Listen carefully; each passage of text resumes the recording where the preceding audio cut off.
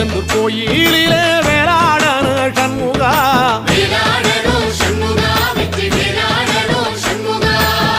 தில்லையாண்டன் பிள்ளை என வரம் கொடுக்கணும் சண்முகா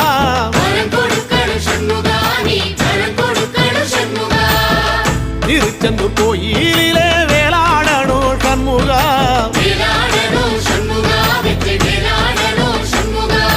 தில்லையாண்டான் பிள்ளை என வரம் கொடுக்கணும் சண்முகா